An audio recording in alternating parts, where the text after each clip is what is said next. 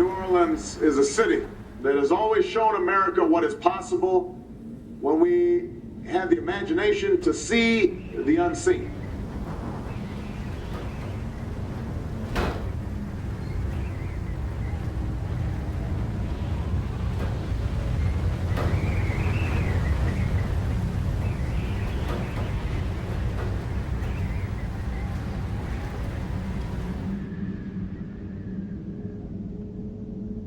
Katrina may have battered the levees, but it also exposed silent storms that have ravaged this city and our country.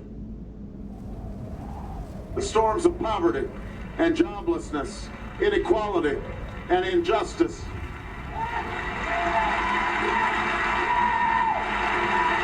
And that is why it is time for us to make sure that Reconstruction is making a real difference in people's lives.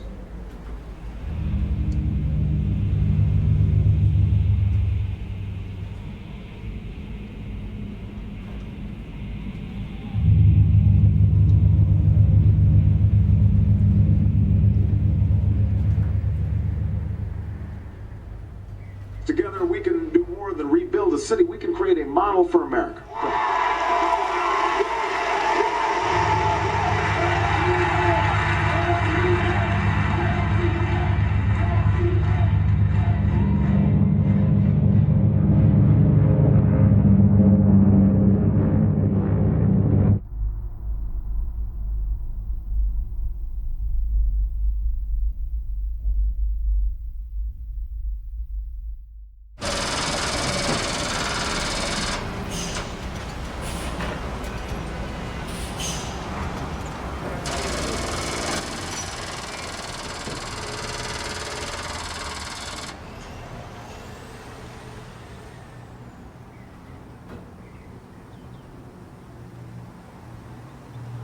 Katrina could not knock this down.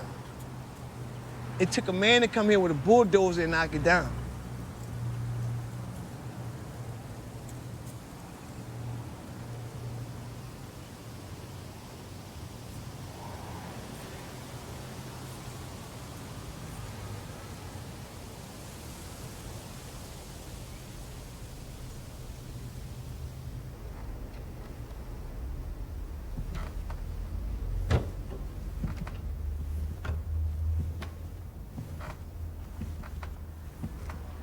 I was born in 1959. I came out of my mother's womb, I can remember. I was 1 year old. So I can say all my life that I come from this area. I've seen the changes.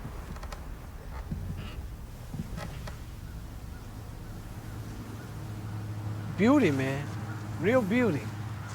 You might not see it, but I can see the building still here. Yeah. I can remember sitting here on this porch here. You know, we got buildings right here, and people would sit out, and we would hang out on the porches here. You got a banister that's right here. They got a shed. So you sitting up on the porch, and there's a number of us that we just, you know, hitting here, talking, kicking the breeze, making plans on, you know, watching a sports game. Some of the girls playing volleyball and such. I said, but we sitting here and we planning.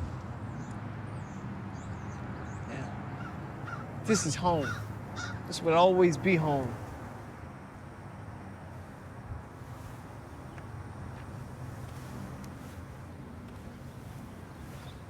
I'm just torn up, man, because I know it didn't have to happen.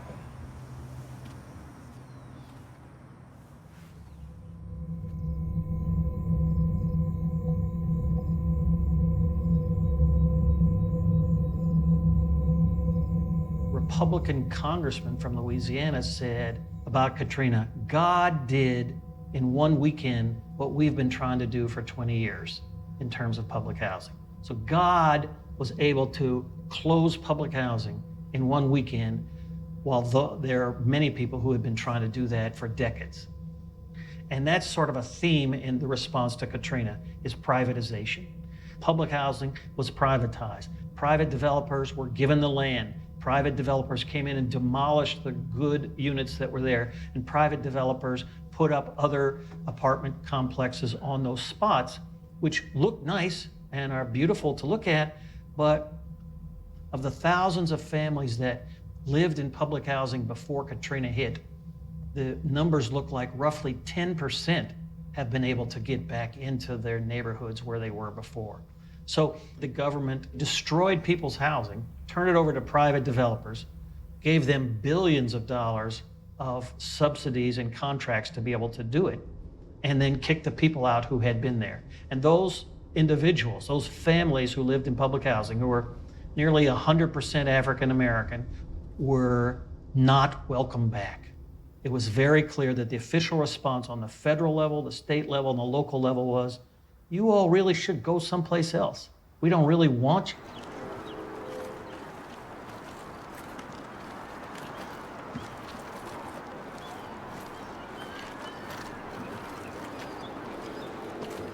Just wonder what happened to those people. You might hear me say that repeatedly, because it is a wonder. Those people used to reside there, where are they? You know, what happened to those people? They lost what they had, a piece of land. We will never stop organizing. We know it's the only way out. It's the only tool that we have to use. And the people that I'm engaging in believe in that there is a way out. And the only way out is to come together, find ways to support each other in these difficult times. So I tell you, we're not going away. We're gonna find a way to live in this society and do for each other and help each other.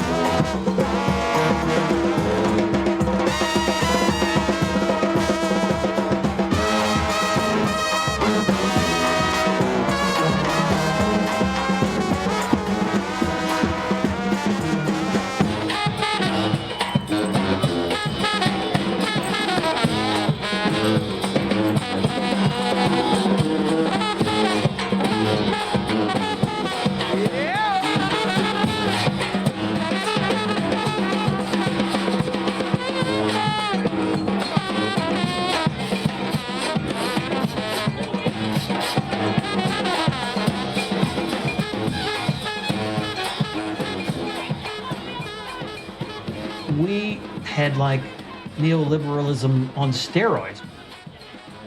And that is part, I think, of the disaster capitalism. It's also part of a conscious decision by local government, state government, federal government, because it wasn't just let the market decide. It was let the market decide, plus we will give all this public money to accelerate what the market wants to do. And these long-standing patterns of racial discrimination and economic segregation, those are still there, and they have helped mold the response to Katrina, and they've helped decide who are the winners and who are the losers after Katrina.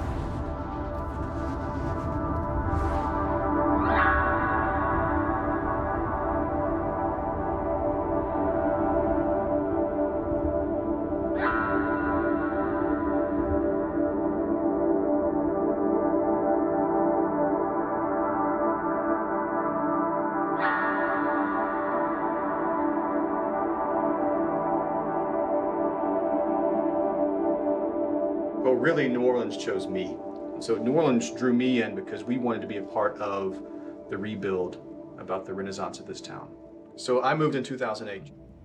The expectation that I had was to join another startup company, that I was going to be able to walk into a new situation and do what I do well, which is help companies grow. There were no situations like that. So people always ask, what's the big idea you have for starting a company? The big idea was I had to. If I was going to do what I do, I was going to have to create the environment for that from scratch. So Lucid is only 6 years old. but we've been growing very, very quickly. We want to become the largest market research platform on the planet, and we're trying to grow as quickly as we possibly can.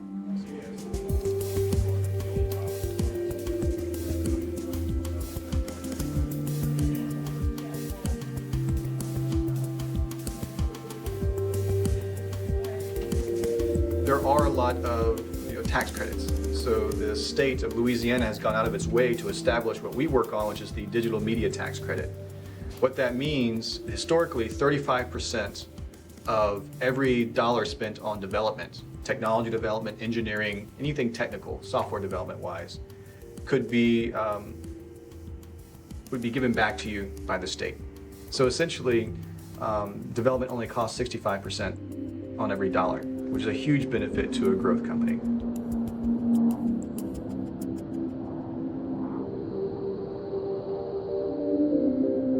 Well, we had a very similar experience on a much larger scale in New York. New York now is seen as an entrepreneurship, startup, technical center. But 20 years ago, it wasn't.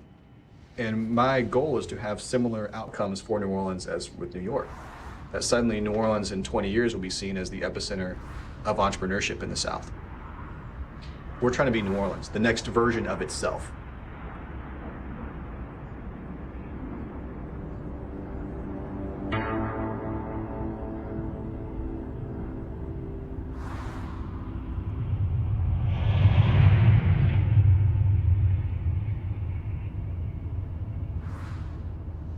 What the system's saying is this. Their system's saying, oh, New Orleans has come back, right? Oh, the Saints have won a Super Bowl. Oh, New Orleans got the Mardi Gras, and all look fine, right? You know, I am angry at this point. I'm real angry, man. As I drive through the city that they call New Orleans, because that's what it is.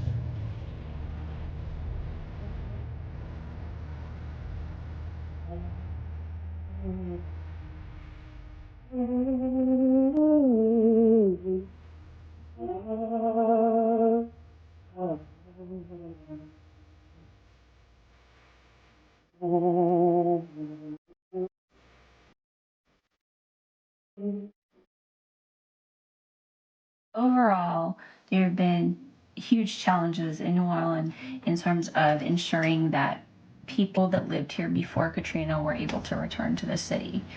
When it comes to homeowners, the Road Home program, which was the government's response to help homeowners, was having a discriminatory effect on people that were applying for grants. Your grant was based on the pre-storm value of your house. And so because of historic policies that were in place in New Orleans and many other places around the United States, homes in African-American neighborhoods here were worth less than homes in white neighborhoods here. And what that meant in concrete terms is that we would have clients with a home in an African-American neighborhood that would be receiving sometimes as low as $1,500 to rebuild their house. And then you would have a family in a white neighborhood that experienced a similar level of damage that would get the full grant award cap, which was $150,000. We're in the Bywater area. So you said it didn't change. Your neighbors who should be over here, they still over there? No, they're not. Practically everybody moved except three of us. Yeah. Mm-hmm. Wow. So it's huge. And they buying up the property, huh? They wasn't able to fix their houses. Right. They didn't get the funding that they need for their houses. They wasn't able to pay their taxes. They wasn't able to sustain. So they had to Then leave. people from other states came in and bought up the properties. So now it's predominant is not people who's been here for years. It's new people. It's people from other states. And that's also the people that's getting a job. And they can't afford to come back, actually, because the houses are so expensive. So thousands of people have never came back. They had nowhere to come back. Nothing to come back to. They had lost the houses. The first people that own the houses, they had nowhere to build their houses back right away. I mean, they had, what it is, this government programs to help them, but for so long trying to get there, trying to get it together, the money together to come back. So how Road Home played out, you know, because they played a big part Actually, in supposed to give you the money to give you your money back. Actually, I got to pay Road Home back some money Ain't now. this so? You gotta pay them back. Got to pay them back? I know they were sending letters back out. Give me my money back. They came out to check and trying to figure out why. How old are you, Grandma? 73. Let them wait. Why? 73. Well, no, I wants to make sure. Yeah, I know everything you is want right, to. I'm just know. saying. I know. And they came out to check and see why do I owe them, you know, and they haven't got back with me. So evidently that's been about 4 months ago. So I'm still waiting for an answer whether I still owe them or not. And they ain't gave you enough to redo it. And then here come Road Home and say, oh no, we overpaid you. You owe us. That's right. Well, actually, I had a problem with one of the contractors to raise my house. I gave him $26,000 and he left. He didn't do anything to the house. He put all this stuff out here and he didn't do anything. So I got stuck with that. So, you know, man, it just, you know, how they make you feel, Mom? And nothing changed. And when you don't have them people say, hey, Mom, hey, It makes Grandma. me feel like I don't want to be here in this neighborhood anymore. I'm not comfortable. You know, it's just not the same. It's not the same. I stayed in Appaloosas after the hurricane for 5 years. When I came back, it's just like, oh man, I could have stayed in Appaloosas. Sold myself my house and stayed in Appaloosas. It's just not a good feeling. It's different.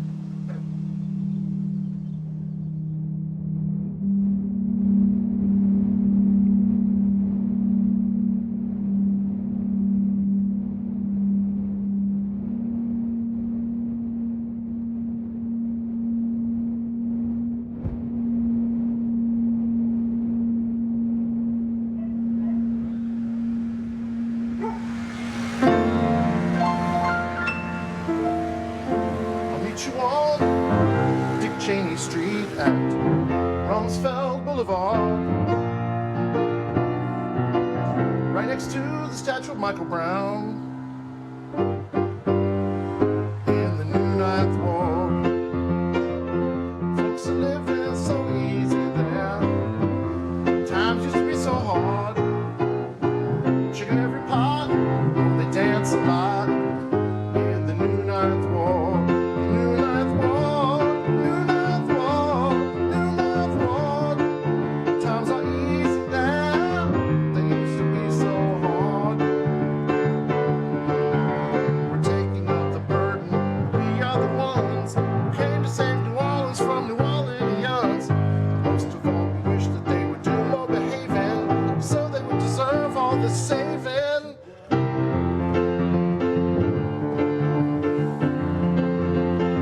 And Brother John, he's got that ice cream truck. Such an enterprising fella, selling cones in the working zones where he moved a lot of vanilla in the New Ninth Ward. New Ninth Ward, New Ninth Ward. Times are easy there, they used to be so hard. We kicked out all the criminals, got rid of the blight. It works a little better now, we made it uptight. And best of all, it's safe to walk the streets at night. This time around, we're making it white.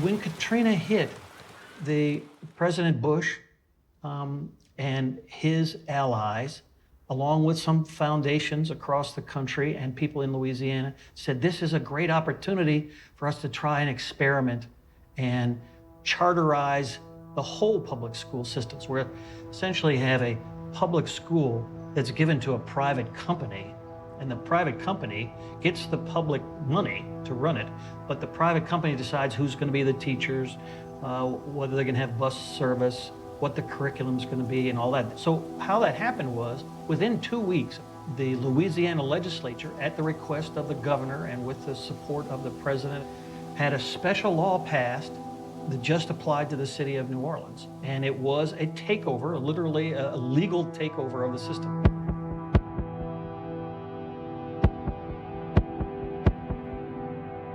In 2005, when Act 35 was winding its way through the legislature, Many of us were still living in other places. I was living in Texas, trying to rebuild my life.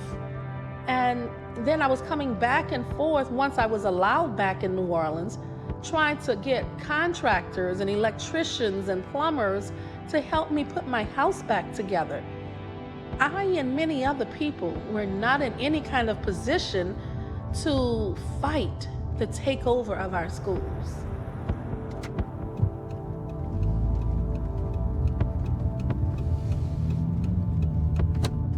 Within the first month, they decided that they were going to dissolve the union, which was the biggest union in the state of Louisiana.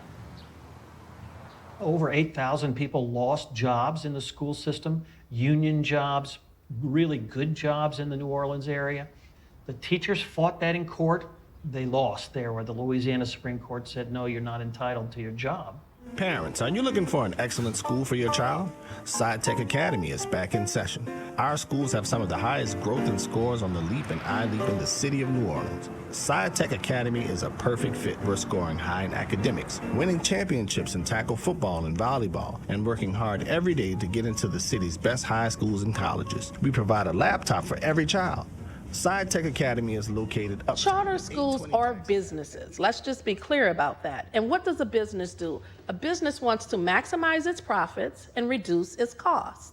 That means high-cost students who need more resources to learn, are more of a liability for those schools. So it costs less to educate a higher performing student than it does to educate a student who has a lot of need.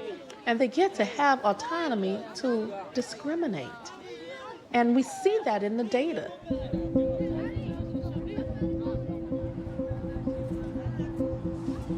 We began to see a lot of the titles change.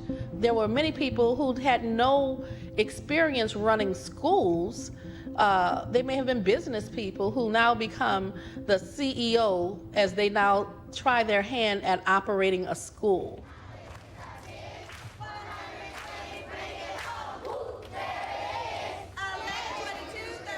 So I started working at ASH. At the end of my 6 months, I knew I wasn't going to return. I knew it wasn't a place where I would become the kind of teacher that I want to be.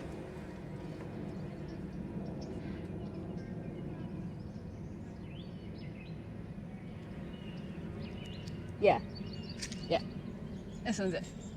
I remember that guy. Her classroom. So these three were the first grade classrooms, close to the end of the hallway.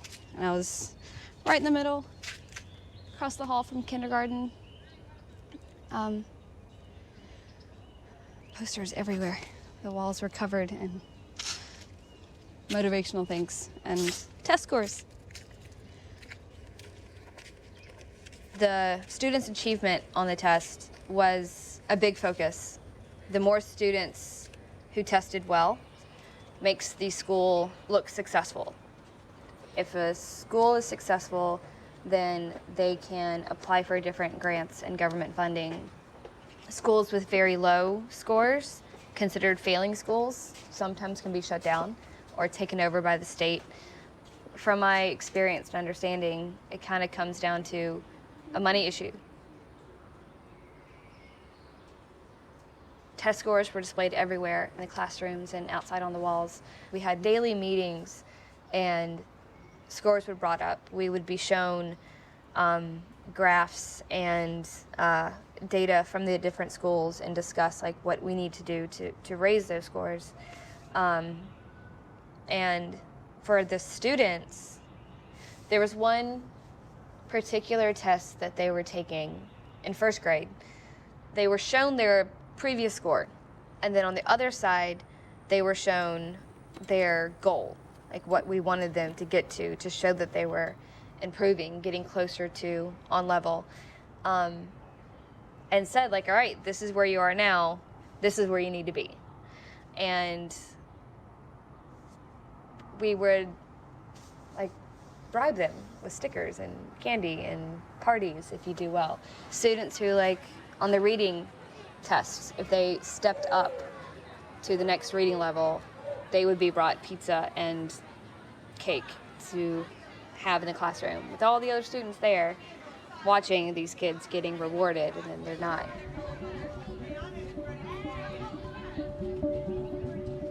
Testing and the way that testing is being used is a really big part of the problem, because it has actually narrowed the curriculum for children. No longer are children getting a broad, rich curriculum. They're being taught what's on the test because the test scores matter so much. Test scores are life and death for a school. The school can be closed down. That business can be shut down if the test scores don't come out right. So schools do all kinds of things to game the system, including manipulating their enrollment. I don't need to hear a sound because people are still. Everything was just purchased and handed to us. In the first grade team, there are 3 first grade classrooms. One person would write the lessons for all 3 classrooms so that we were all doing the same thing at the same time. The day was to the minute scheduled because the administrators wanted to know exactly, like, if they walked into our room, what they would be observing at that point in time.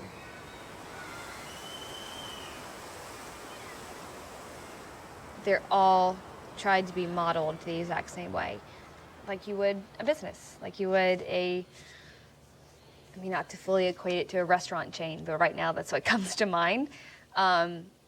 Same rules, same procedures, same policies across the board. That's what starts to feel corporate and like a business. Release in the morning. New Orleans was home to some of the worst schools in the whole nation before Hurricane Katrina hit in 2005. After the storm, nobody expected to see the education renaissance that's taking place here now. It is an opportunity to start anew.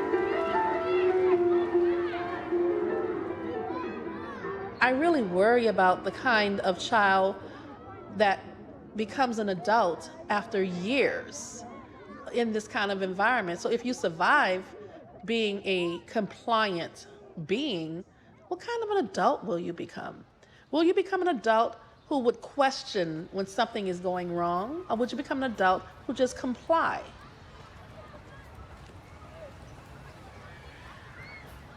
School reform should be about uplifting an entire group of people. But if in 10 years you could not produce an elevated populace, your model has failed. And the evidence is the 52% black male unemployment rate. The evidence is the 39% child poverty rate. And the evidence is the 26,000 young people between the ages of 16 and 24 who are not working, who are not in school.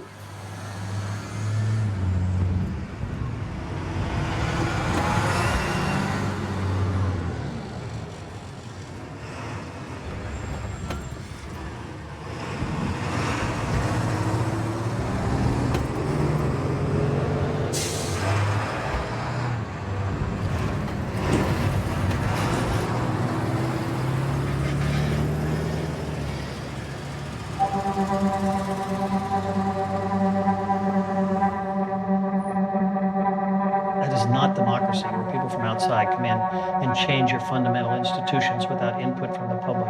It's not democracy when people come and take your public education system, fire all the teachers, and then give away the schools to private companies.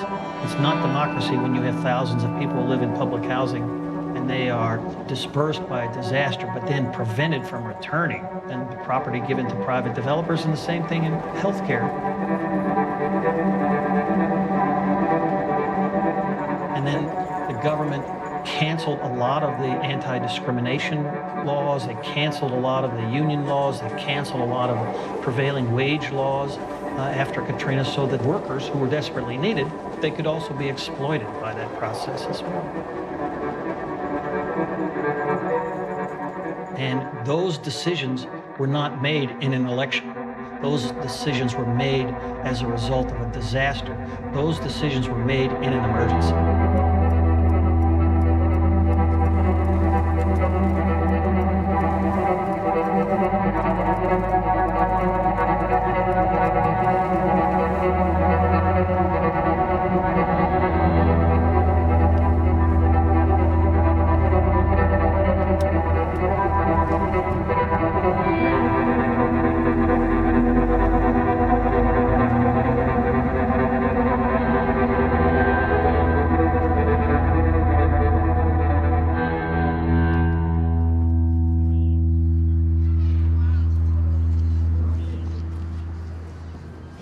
What's happening, soldier? How you doing, man? Tim been treating you all right? You been getting work at the Tim? Nah, it's off and on. Off and on? Yeah. We leave out here for 2 in the morning. They open for 4:30, you know, by them having a line, and we have to wait in line. That's why we try to get out there a little early. So we sit out there for like about 2 hours before they open. Then we gotta sit and wait on the job. You know, that's if. Sitting there wait till, you know, if the job starts for 8, we gotta sit there for another couple more hours and then kick out to the job, you know. So we do more waiting than working, actually, yeah. What kind of work y'all be doing like that? Everything from construction to whatever. It don't matter. You could be doing anything. You're not really guaranteed to just do just one thing. So you never know when you're going to this Tim what the work gonna be like. You just get up and... You don't even know if you're going to work. It's a chance. How many calls they make? You know, when they call for work? Is it one call at a certain time and is it another call? It depends on the job and the work, because, you know, certain jobs start for certain times. Like the job we worked today started for 6 o'clock. So we setting up like maybe, he opened at 4:30, we setting up about another hour or so. And then we left and went to the job. You know, some jobs start for 6, some for 7, some for 9, you know, different times. So varies. you got to get up at 2 o'clock in the morning, bro. Right now, situation kind of, you know, my partner dad to get up and bring us. You know, he work with us too. He ain't come today, but his dad to get up and bring us, you know, for 2. And it's kind of hectic on him because that man got to get up for 5 and go to work. So he breaking his rest every day to get us to work, you know. So, you know, we'll pay him or whatever at the end of the day, whatever, you know. That's how I go for it. How you pay somebody at the end of the day when you've been made? How much you been made at the end of the day? This is what I made today. No, you didn't, bro. See it right there. I can't eat it. $47 after 7 hours of work, yeah. 7 hours of work for $47. How much that is out? $47. It's supposed to be 8. It's supposed to be 8. Yeah, that's what it is. 8 times 7 is 56, right? 56. After tax and then them taking out for paying, you know, the guy that we rode to the job site with, and yeah.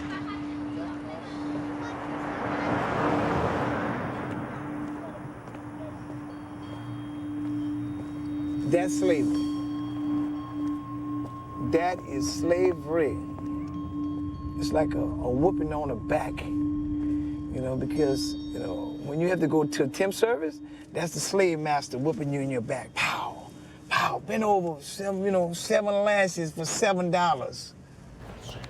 When the slave master tell you, look, I need you here tomorrow at a certain time. Well, master, I don't have nothing to eat. I took my money that you gave me, and, well, son, get over there, and that's you. We select this other slave. You come over here, you work today, hell with him, you know, and it's the same thing, man. The auction blocks, you know, it's the temp service. You know, you go there and they pick the best man, and the man they pick, send him out to work, he get paid a little money or no money, you know. I mean, what's different? The name has changed, but the game's still the same.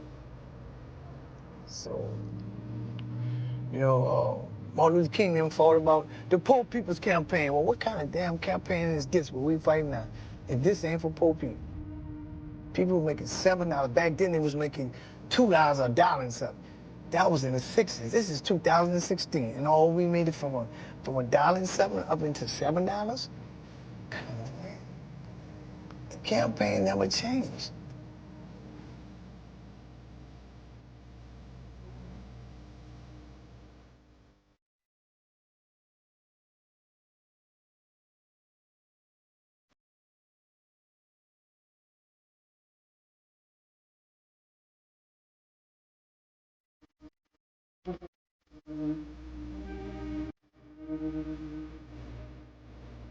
This is Fresh Air. I'm Terry Gross. Where I sat in Louisiana, it's the prison capital of the world.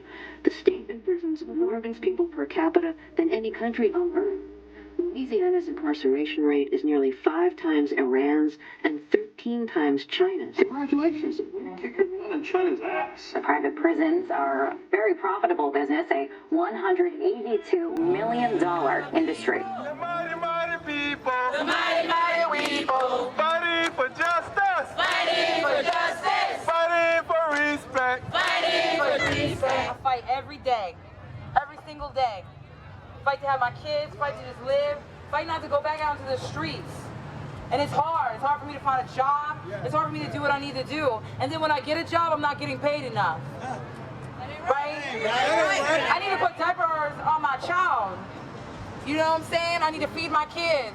You want me to live as an upright citizen, so make it possible for me to do so, please. That's right. Pay me. Pay me. Don't force me back on the streets.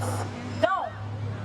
You taking me right out of this building, you taking me right out of Orange, and you put me just right back in it, because you put me back on the street, and you telling me there ain't nothing for me. You're a black woman, you ain't got nothing. We ain't gonna help you, and we'll see you soon in a couple weeks. That ain't right. That ain't right. It's enough. Enough is enough. Enough's enough. In New Orleans, anything will send you to jail. Let me define that. So you go in McDonald's or Burger King, you purchase a hamburger, and you get outside and you decide you don't want the pickles or the onion that's on the hamburger, and you discard that. But you don't throw it in the trash can. You might be walking, you discard it on the street. You go to jail for that. People have went to jail for that. That's why we got the highest incarceration rate in the world, because of things of that nature. And having the highest incarceration rate, everybody in New Orleans got some kind of conviction. So now you can't vote, you can't get a job, you can't get a house, all those things. And it doesn't go away. You are tagged for life. If we truly want a safer New Orleans, we must invest economically in our people and in their labor, not in their confinement. That's right. Like Leah said, enough is enough. Enough is enough. Enough is enough. Spanish, they say, ya basta. Ya basta.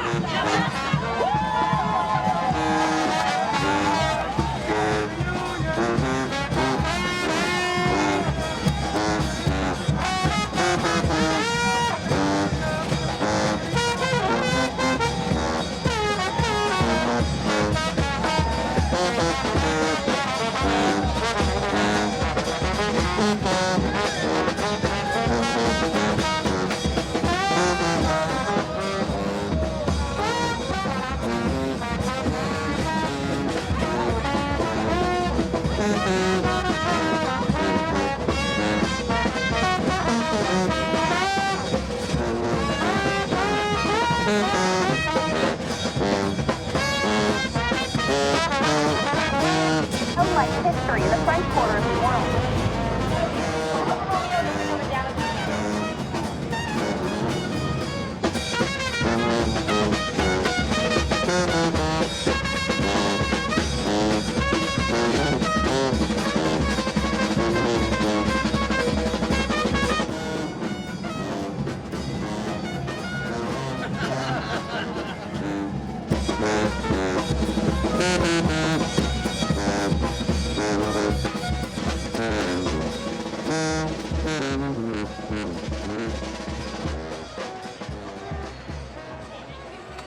Now we're looking forward. We'd love for New Orleans to be considered a model for other communities that are looking to reinvent themselves or to vision themselves in the future. So New Orleans became a laboratory for innovation, entrepreneurship, and change and new thinking, which attracted a whole new generation of individuals and capital, but also local leaders emerging. So New Orleans, in a way, is a startup city. We're 10 years since Katrina. We are rebuilding not what we were, what we should have been, but also reimagining what is a great American city and making sure we grow the city for everybody, but also preserving our great culture.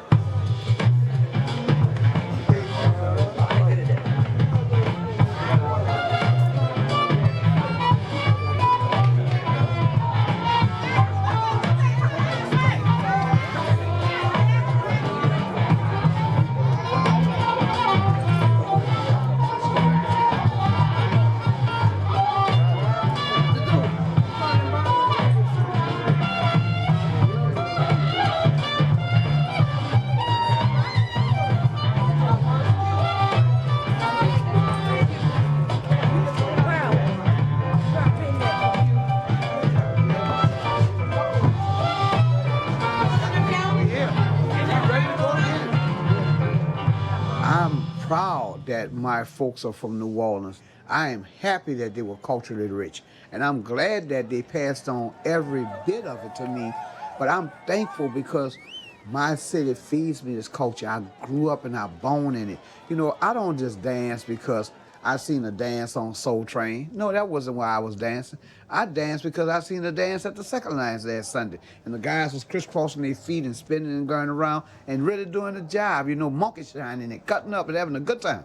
But that's why I dance. You know, and some people in the world dance for other reasons, but in New Orleans, we dance a dance of that spirit. When that band go to playing, dun dun dun dun dun dun dun dun. That's such a joyful, free spirit, flowing love and joy going everywhere. You can't beat that. This is special.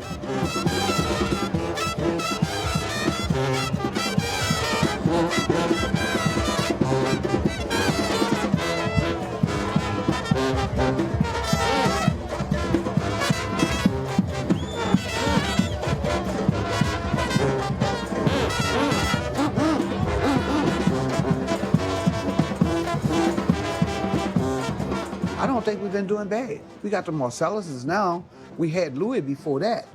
When we're a city, the birthplace of jazz, and we are about 100% about the culture of the jazz music. So if we've been producing this all this time, look like we're the Mecca that produced great musicians. Why don't we invest in the great musicians? Why don't we invest in the neighborhoods where they come from? How far could we expect for it to go? How long do we expect the Mardi Gras Indians and the second liners and the brass band to last? If they keep having noise ordinance telling little boys and little girls who have seen their cousins, friends, aunts and uncles, grandmothers and grandfathers playing these bands, that they can't come outside and blow their horn because they're disturbing somebody who comes from Wyoming some damn where that lives here in New Orleans, we're gonna lose our culture. We're gonna lose what made the culture. Young men and young people going on the corners in a neighborhood just trying to play a 1 second line song. We're gonna lose. And we're gonna lose them within the next 100 years. We've been lost them all. But if we don't believe in what we're telling the people around the world to come see, and as a government, we don't believe in it ourselves, it's hard to invest in it. We only want to use these people in New Orleans as a show, as the thing that captures the audience. Once it captures the audience, they have no other use for us. I think that's like saying at the gate that you come on and perform, but I'll collect all the money in the tickets. And then when we finish performing, the guy at the gate is gone. We still broke. Still playing music for spirit. Still playing music because we love it. Still playing music because that's all we know how to do.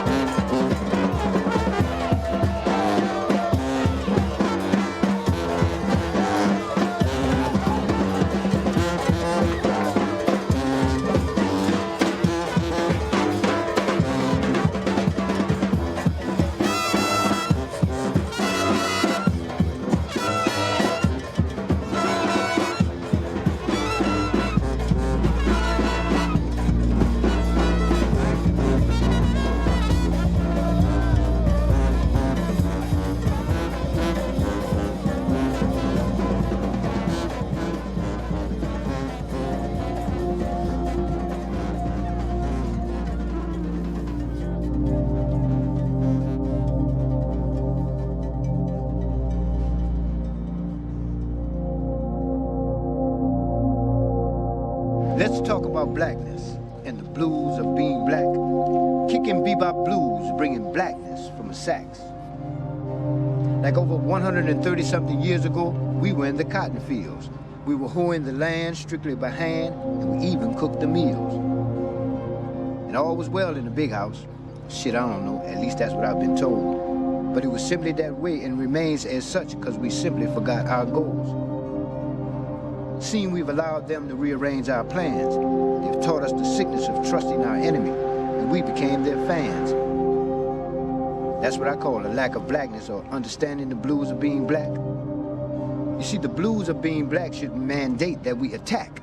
Knowing how, when, and what to do should come as simple and as natural as being black is simply tired of feeling blue. That's black and blue.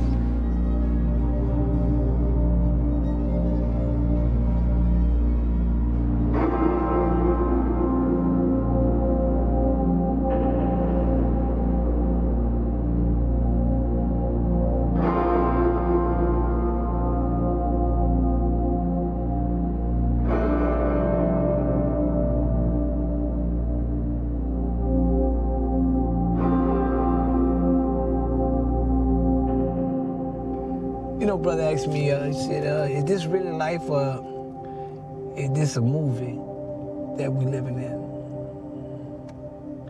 Is this really life or is this really a movie? And when I heard that, you know, I said, well, if it's a movie, you know, the best actors get paid. The best actors survive. So if it's just a movie and we only acting, let's be the star of the movie. Because I don't see us winning in this movie. In the movies, the bad guys always die. And we seem like we're the good people, and we are dying as good people. So let's change this movie. I'll just close with that.